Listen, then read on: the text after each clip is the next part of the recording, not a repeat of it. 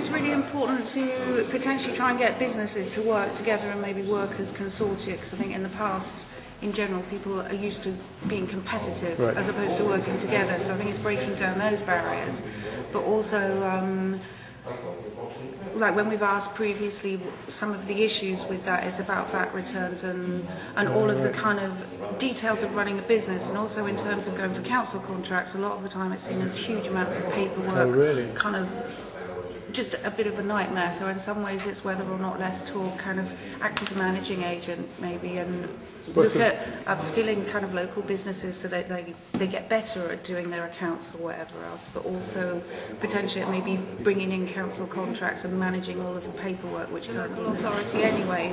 And certainly I think with what we've heard in terms of the housing stock transfer, potentially 75% of contracts will go to larger businesses, but potentially up to 25% could go to smaller ones. But like I say, it's about getting people ready to go for a council contract, I think, and making it so that the barriers that are currently there that prevent people from doing it are kind of removed. So, almost a facilitation role. Yeah. He's really honestly, we could have got ourselves ready, because to get the quality systems needed to engage with construction line and to build it, you need ISO 9000, 2000, which will take 2 years. How did you get that? Where did you start? With a lot of difficulty, which my company has. One of the areas that I think is shining out is to do with sustainable building techniques, particularly installation of green appliances in buildings. And if we could skill up 50 girls a year, it would be amazing. Because that market is sorely lacking, I think. We're going to be draining from skills that have been developed because their housing investment is ahead of ours in this set of stock transfers. From 78 to 1992. So, you know, these things have been around before, and at its peak, it had a WDA factory unit, manufacturing unit, so that's been done before. The problem has often been is that, you know, that there's never serious investment in those days into training.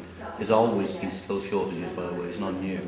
And there's always been CIDB attempts, hotel catering, blah blah blah, attempts to address these skill shortages. But what we failed to do, and it's going to do two things, is one, invest sufficient funding into young people's training. We've done it sort of ad hoc, piecemeal, low level in this country as compared to other European countries. In other words, instead of £8,000 a head, £26,000 a head to a higher NVQ level. You seem to be satisfied with lower NVQ levels.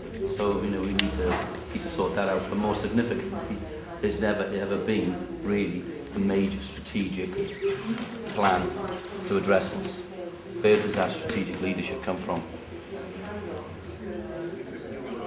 Yeah, and I work for the Wales Co-op Centre, across our world in a number of areas. I mean, we have set up co-ops and social enterprises across Wales.